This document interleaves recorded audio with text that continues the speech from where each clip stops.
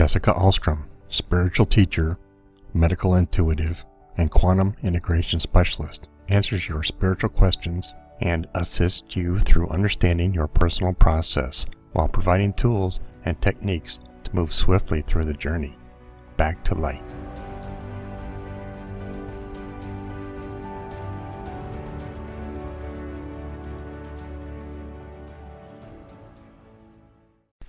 Good morning and welcome to the Transcendence Podcast. This is your host, Jessica Alstrom, and today I am going to do a podcast on the difference between feelings and emotions. And this kind of came up in Second Sunday last week as a viewer question, and I didn't really get a chance to really elaborate. This is not a 2-minute answer to the question. This is probably an hour podcast, because when you start to dissect the difference between feelings, emotions, thoughts, and beliefs and mindsets, it can get very overlapping.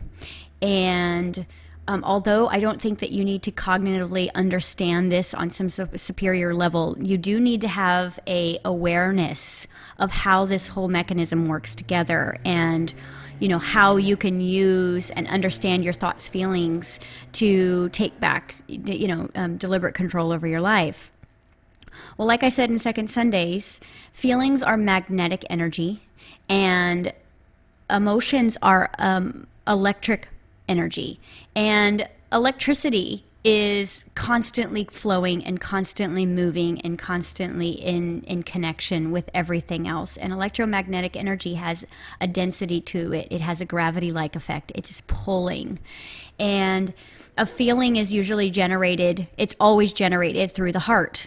And the emotions are generated through the filtration systems of the brain, the ego construct, the belief system, and everything else. And so by the time you have a feeling, and the magnetic energy of the feeling attracts an emotion, and then the emotion gives the feeling meaning. So the perfect example of it, I don't know if you guys listened to my podcast about the trigger work, where I was talking about getting triggered in the kitchen with my husband. But when he triggered me, my first feeling that came through was kind of shock. That was the feeling. It was shock. And then I had to assign that shock meaning. So my emotions began to filter through my belief systems, my brain, and then I assigned that shock meaning, and I got very angry, because that's how I have defended myself in the past, is when I have been shocked or blindsided or bewildered, I will move into anger to basically, that's my survival mechanism. I put the meaning of, now I'm angry because you shocked me. Okay, so we can assign different meanings to different feelings based on our past memories and programs that are running, and we assign the feeling basically a label. So the feeling in general is pretty neutral. It's just the body reacting with its 5 senses and its heart field. It's just, it's almost like, when you walk into a bread store and you smell, everything in the room, you're having a feeling.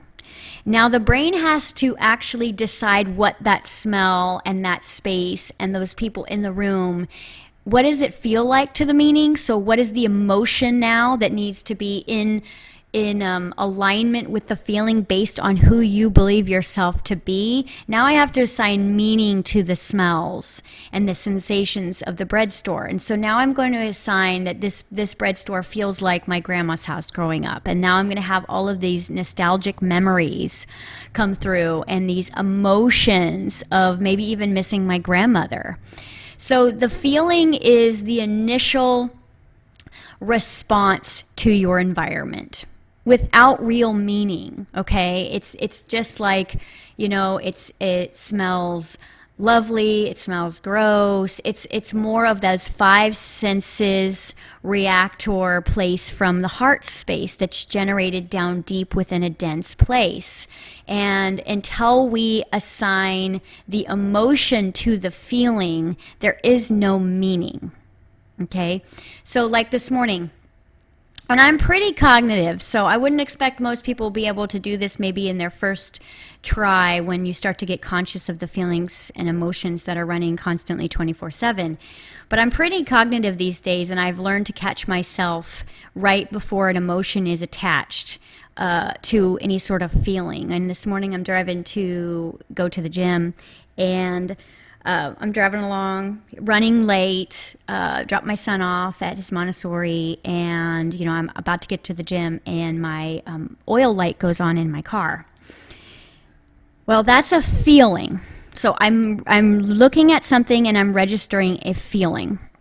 And my first feeling was kind of shock, because it was just a loud noise that I'm driving along, and I hear a loud noise and it's beeping, and I look down and it's a little oil gauge.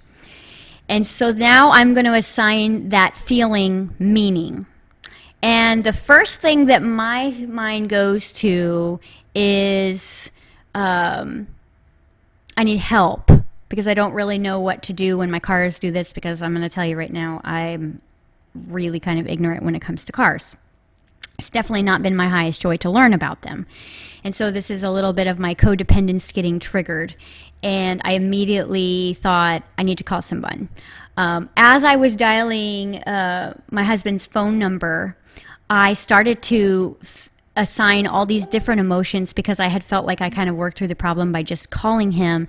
And I started to think, oh, how fantastic it is that this is happening, because anytime something kind of starts going a little bit chaotic in my life, something always great happens from it. And I have really taught myself to believe that, and I believe that everything negative is a shortcut. So maybe, I was supposed to go, skip the gym this morning and come right here and do this podcast. And maybe this podcast was going to help someone this morning. So, everything is always divine, and any problem is always a solution buried within it. And there's always something good that comes out of something bad. And so those are the emotions that I started feeling. And I may be crazy, but I started getting a little bit excited. I called him. He said, no problem. I'll come to the office while you're there, and I'll, fix the thing while you're there. And it was not a big deal. But when it comes down to it, most of the time when we have a feeling, now we have to go find meaning to that feeling, because the brain is your problem solver. It's strictly designed to keep your body moving in synchronistic flow through chemical reactions. And its only job is to solve the problem and keep you going. It is not really, it's not an intuitive feature. Your brain is not an intuitive feature, except for the frontal cortex. And the frontal cortex is right above the third eye.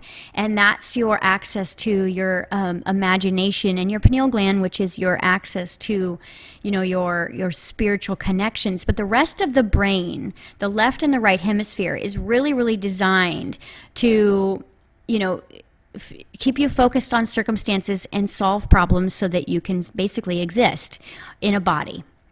And when you're doing that, your brain is constantly assigning meaning to the feelings of the heart.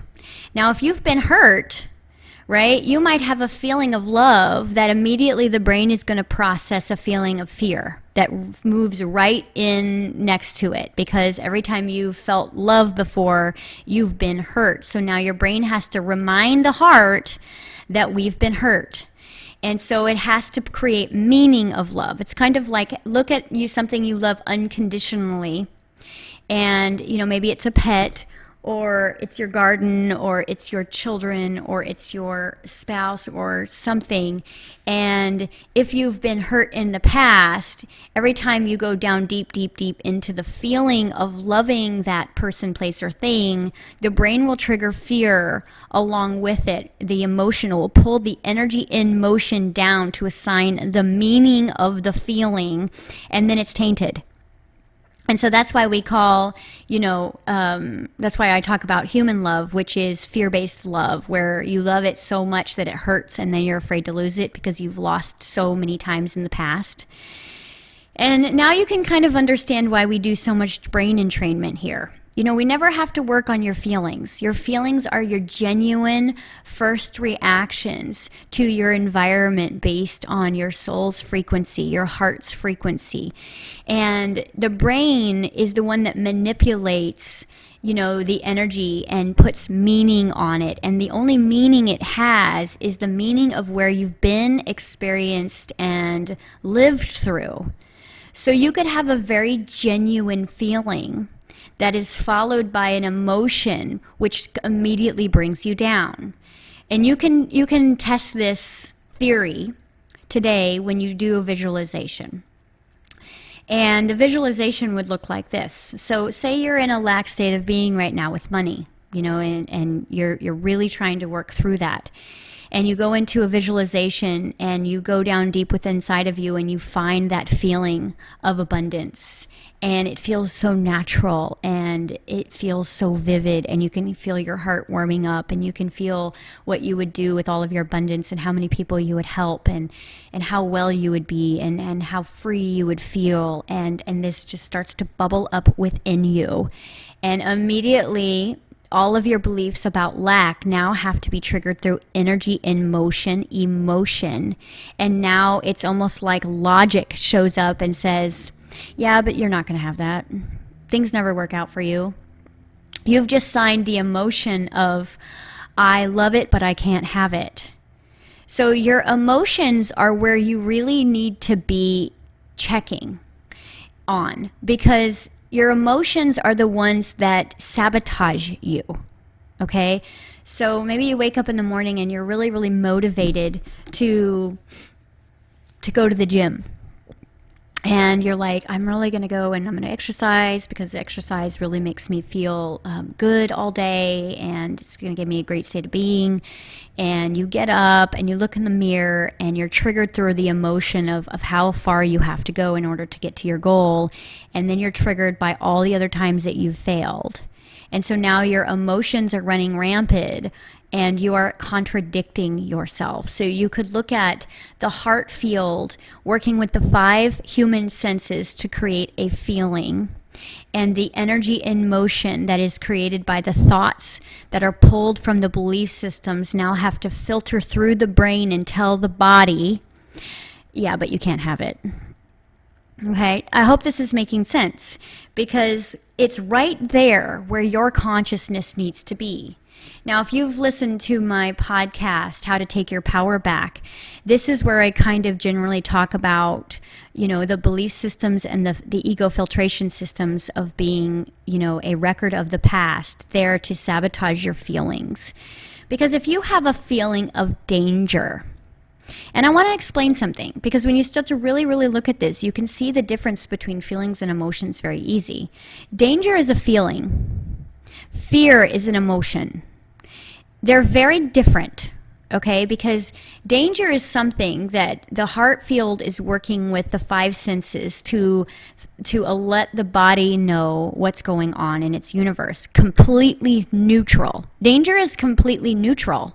It's just, okay, this is harmful, and we're not going to go there. Fear is the meaning of I could die, all of the scary energy that follows the feeling is through emotion. So the perfect example of this is look at fire. Now, unless you've been burned by fire, you just have a belief that fire could be dangerous, but it's also very useful, okay? Now, I know that when I look at fire, I'm not going to put my hand in there because the feeling is that is danger. And I have to be cautious with my body around fire. Now, if I've been burned by fire, or someone I've known that's been burned by fire, or I've listened to the media talk about fire and people dying in fire, or, of anything that I've got recorded in my subconscious memory bank filtration system, I'm going to look at fire and I'm going to be afraid. It's kind of like without having the actual incident on the timeline, you are just feeling the feeling of danger without now having the emotion of fear on top of the danger. Do you see what I mean? And unfortunately, parents, You've got so much fear in your timeline that, and this is why I do a lot of conscious parenting classes, because teaching your children the difference between fear and danger allows them to move out of their comfort zones and experience life through cognitive awareness versus, pain and pleasure.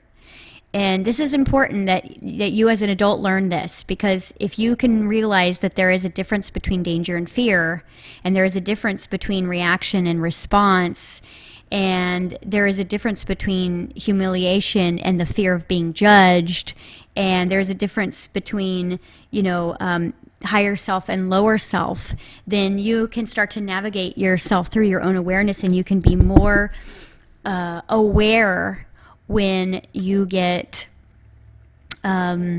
triggered.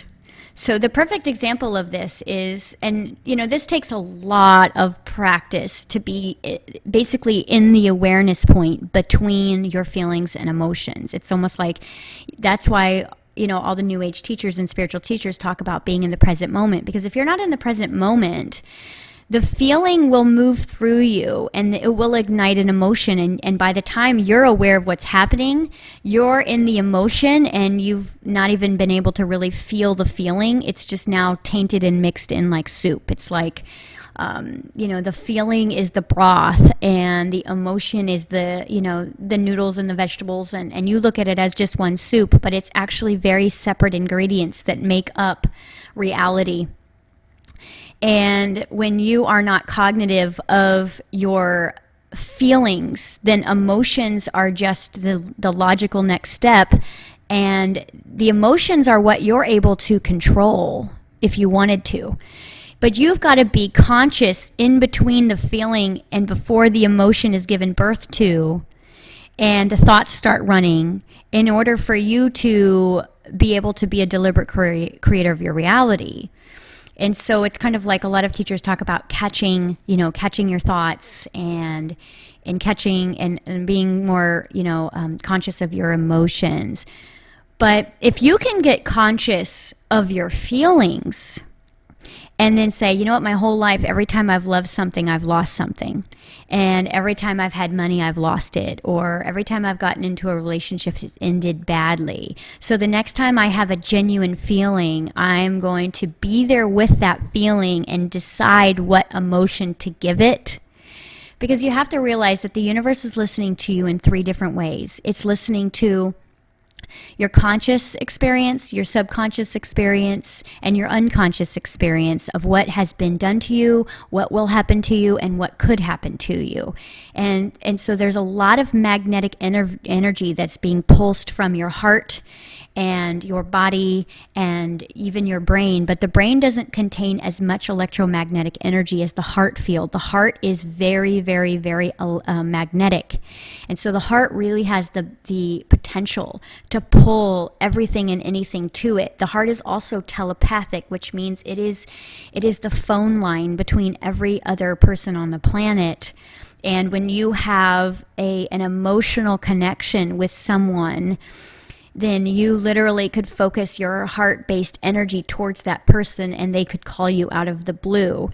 So I think the thing we want to learn here today is first and foremost to be able to decipher the difference between feelings and emotions, but also learn how to be the deliberate creator of, where you're going and how you're unfolding your life. Because when a trigger happens, and if you've listened to my trigger work, and I've told you my story about me in the kitchen with my husband and getting triggered over a dirty spoon. And you could kind of go back and listen to how my first initial feeling was basically just shock. It was surprise, and surprise isn't necessarily bad or good. And surprise, shock, however you want to dissect it, it was kind of something like someone, jumping up behind you and shouting boo. That was the energy that first ran through my body. The feeling was surprise. Now, once I cognitively became aware of what was going on, then I had to assign that whole situation emotion. And I did that in about 2.5 seconds. And once I decide what's going on, emotionally, now through the brain, I'm triggering hormones. And now hormones are telling my body what is going on. And that's when I started to get really angry, because every other time in my life that I've been shocked or surprised, it's usually been something that was really scary that was going to happen afterwards. And so I went into survival and I went into attack mode or defense mode or anger, because anger is more power than, falling on the floor in the fetal position. And so I immediately got angry, followed by my surprise. And if you know me, you know that I'm not the person who likes surprises. I'm not the person who likes, to get scared. I'm not the person you will want to do pranks on. Probably a little bit easier now than maybe, 5 years ago, because my childhood was very shocking. It was very blindsiding. It was very abusive. And so therefore, to me, surprises equal fight or flight. And so immediately when I get surprised, I move into defense mode and I trigger my anger, and anger releases a ton of adrenaline in my body, and the adrenaline releases the cortisol, and the cortisol starts to make me feel very, very forceful. And at that point, if I did not catch the emotion, then I might lose myself in all of my stories, and I will see my attacker, the person who's standing in front of me that's just triggered me, as every other attacker, because my brain is a problem solver and my brain is designed to keep me out of danger. And at the basis of it, it was a simple, neutral feeling of surprise that I assigned meaning on because of my past. Does that make sense? I hope so.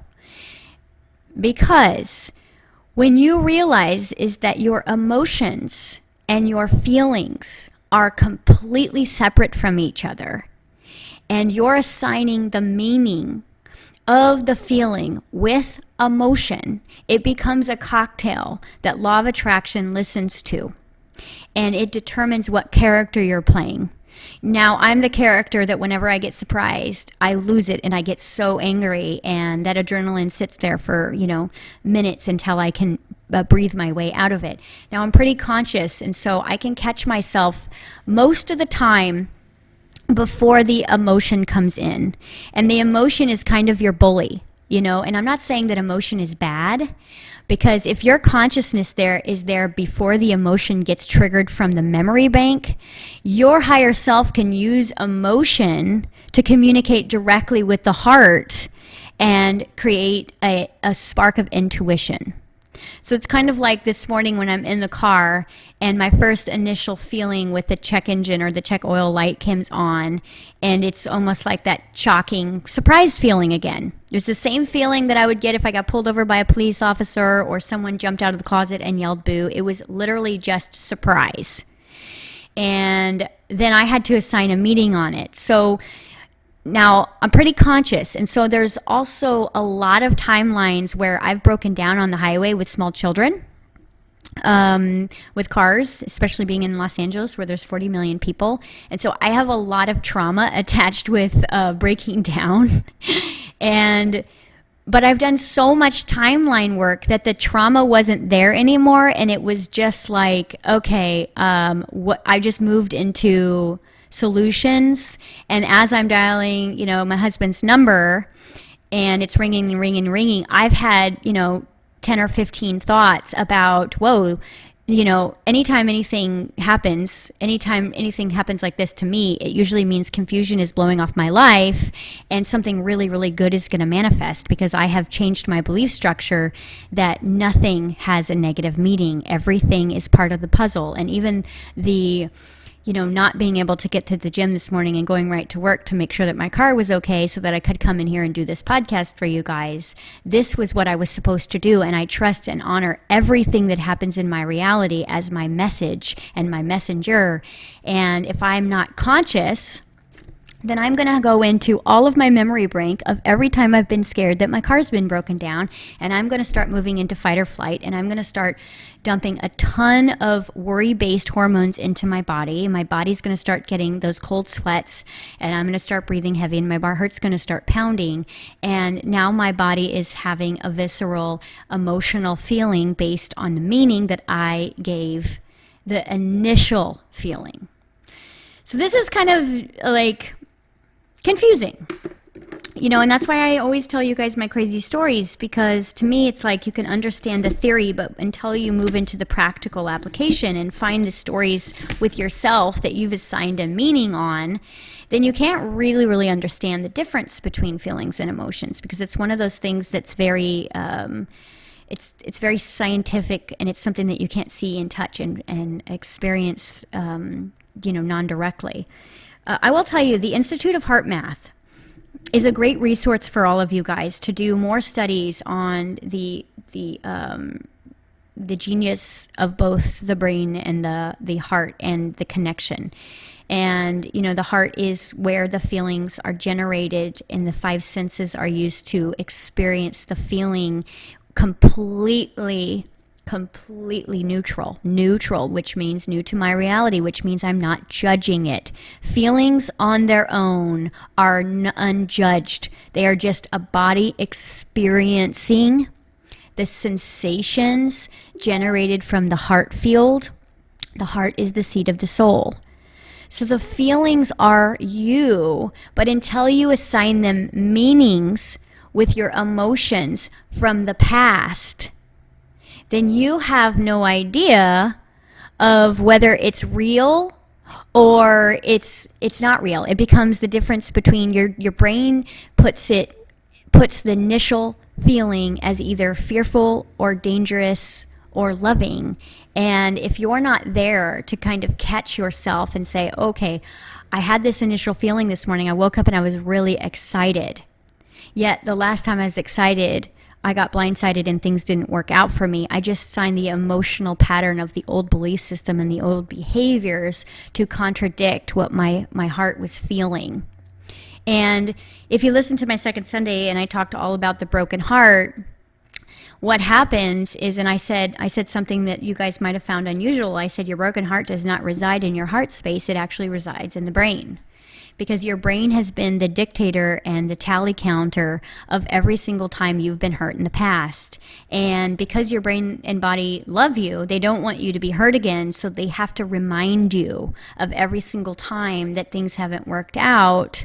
And therefore, you assign maybe an excited feeling by the time that 2.5 seconds, you've got excited in the morning, and by the time the brain looks at what excitement has felt like in the past, it registers the emotion with anxiety. And now you're anxious. You could be excited for a job interview that you woke up for this morning, and by the time your head gets a hold of it, you're now anxious because you didn't do so well at your last job. And it's almost like your heart is feeling something, and then the brain has to take score whether that has been pleasurable or painful in the past, and then it has to remind you of who you are. So you can see that the emotions are generated by your belief systems. And if you're cognitive and you're aware, then you could stop that emotion mid-feeling and say, no, I'm going to go into other side of my emotions where lots of great things have happened, because the brain is designed to keep you safe. And so it's not really holding score of all the awesome things that it's been through. It's reflecting on what could possibly put you in harm's way, and that's where a lot of the intense emotion comes from. So danger is a feeling, and fear is an emotion. Okay? Let's go into another one. Hunger is a feeling, and the desire to eat cake with that hunger is the emotion. So it's almost like my body's hungry. What do I want emotionally to satisfy my timeline? Okay, it's chocolate cake. And then the craving kicks in and you think, oh, my body wants sugar. No, your emotions do. Your inner child does. Your ego does. So if you're not there to go, okay, I'm hungry, but I know that I probably haven't been eating a lot of protein lately, so my body's going to crave sugar because it's low in energy. You've got to be that conscious place between. Now, the beautiful thing about emotions is we can navigate through awareness and use our emotions as a GPS systems to find out what we believe. Okay? And this is high level because you can say, okay, I looked at my child this morning and, I rubbed his back before we went to school and, feeling that feeling of love. Now I have to decide if that's a dangerous feeling, a safe feeling, a good feeling, a bad feeling, and I don't have meaning for it cognitively, so I have to go find the emotion that I've felt that way in the past. And I could immediately feel like, well, now I have to leave my child and go to work and school, and I could turn that loving, genuine feeling into a loss very quickly if I wasn't cognitive. I hope this is making sense. So I want you to look back on when you just had an initial feeling that then got triggered by the emotion, and the emotion filled your whole body with energy in motion, and that gave your body a hormonal release, and now you're activated. Okay?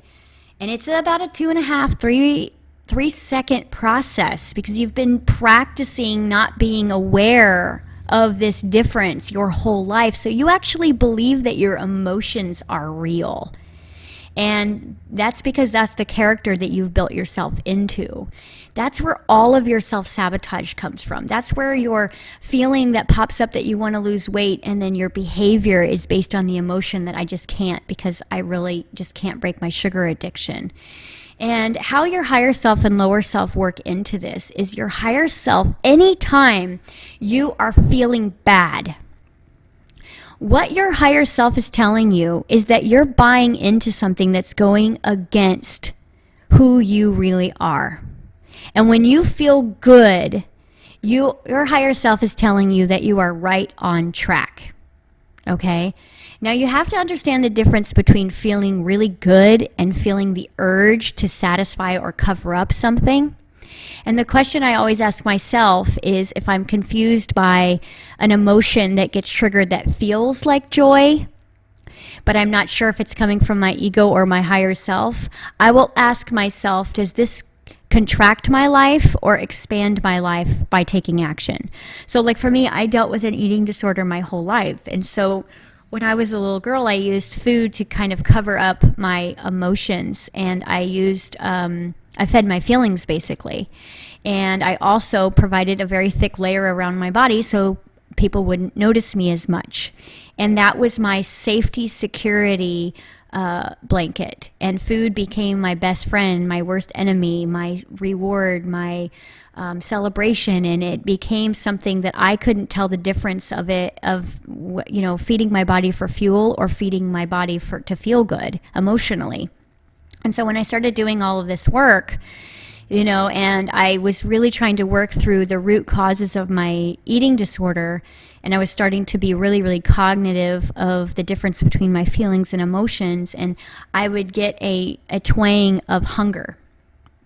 And now my brain-body connection needs to figure out what to do with that initial feeling. And so I have to go searching for the emotion from my belief system that is in alignment with being hungry. And what I'm going to do is I'm going to go right back to the last time I felt safe, because hunger triggers a survival issue. And I'm going to go back to the last time I felt safe, and the only thing that my body's craving is chocolate cake now, because chocolate cake is the satisfying, is the comfort food. And I have to be there consciously to ask myself in that 2 seconds and say, is this going to expand my reality and move me in the direction of what I really want for myself, or is this going to contract my life and create guilt and shame?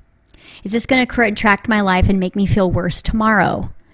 And then I had to ask myself that and produce a new feeling and have new emotions follow that. And and then move into saying, yeah, I'm only eating the chocolate cake because I'm afraid of the feeling that just came up about being hungry, and I have survival issues from the past, and so I don't like to feel my survival issues. I don't like to feel the feelings of being hungry, so I'm going to trigger it to the last time I was happy eating. And I'm going to create emotion around that. And so what I do now is I ask myself in those 2 or 3 seconds, is this going to contract me, or is this going to expand my life?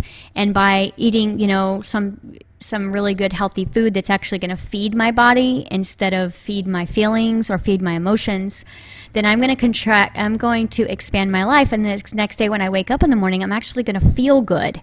So I always ask myself, is this going to expand my awareness or contract my awareness?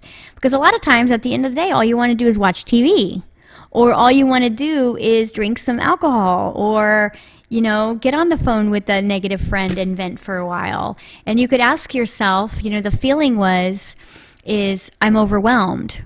When you walk through the door at night, you don't have any energy, you have no time for yourself, you don't feel motivated, there's 100 things in your house that need to be done, and the feeling was overwhelmed. And now you have to attach emotion to that and give that feeling meaning, and you're going to look around and say, I'm overwhelmed, and I don't know where to start, and there's too much to be done, and I'm exhausted, and I just want to check out because every time I've felt overwhelmed, it scares me, and so now I want to mask that. So instead of expanding my life and breathing and sitting with myself and really, diving into why I'm in the crappy job that's stealing all of my energy, I'm going to, just tune out and do something that's based on an urge. So I always say joy is different than an urge.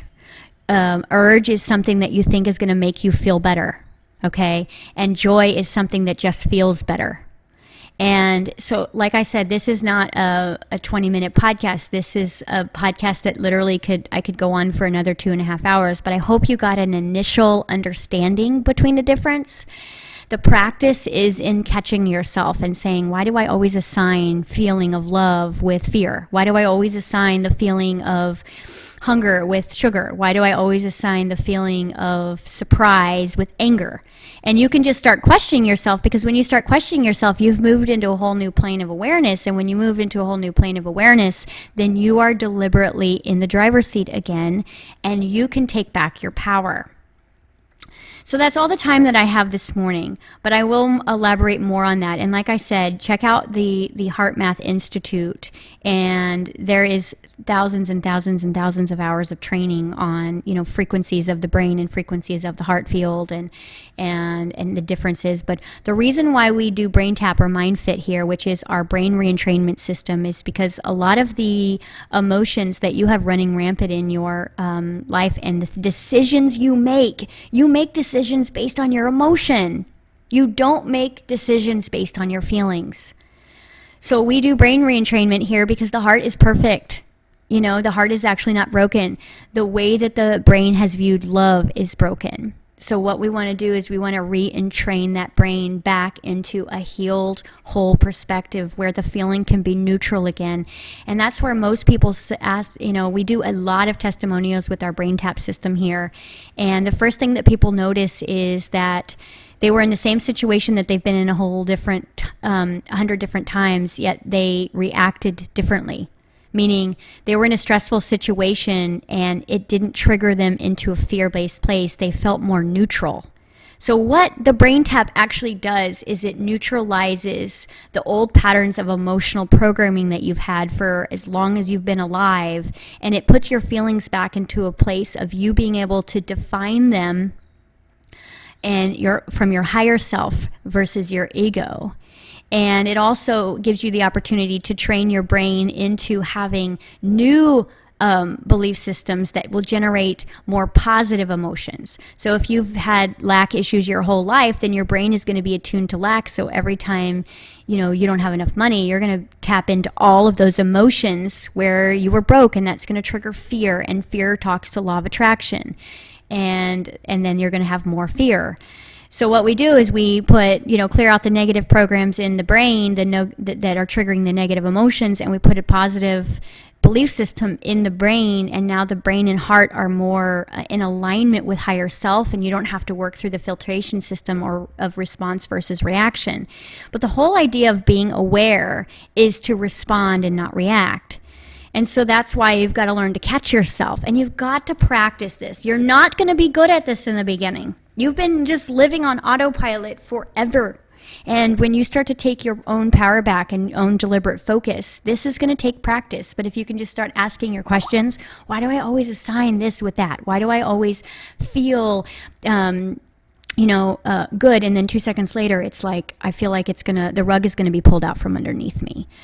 Because all it is your brain has been trained to live that way. And your brain has been let down, and your ego is the constant reminder of that construct, because your ego is the filtration system of all of your belief patterns that have to sync with the brain, and the brain tells the body how to feel based in hormones. So first, it's a genuine organic electromagnetic charge, and then it filters through the brain, goes through the belief systems, has the emotions, and then dumps all the chemical reactions in your body. And that's why when women come to me and say, I have hormone issues, I say, no, you have thinking issues, because your thinking, your emotions generate the hormones, and the hormones wreak havoc in your body. So we don't fix the hormones, we fix the thinking pattern. So I'm going to leave you with that today. Please comment on the video. Send me emails, jessalstrom@gmail.com, with your questions about this, so I know what direction to make more podcasts.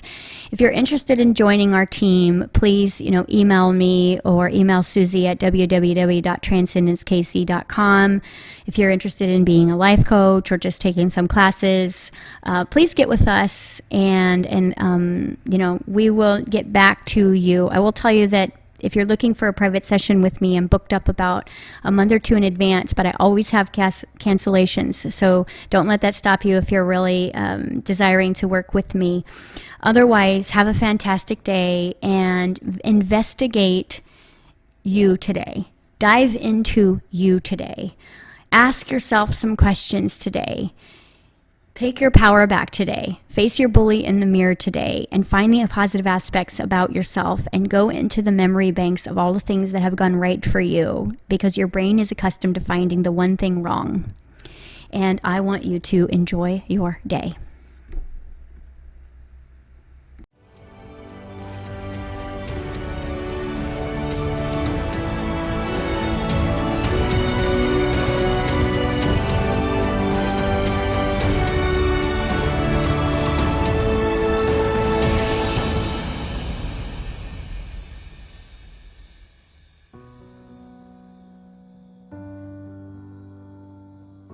Thank you for joining Jessica on this transcending episode. Email us directly at jessicaalstrom@gmail.com with your questions and personal challenges you would like addressed on the show. And join us on next week's podcast. You are not alone, and remember, your higher self speaks to you through people, places, circumstances, and events.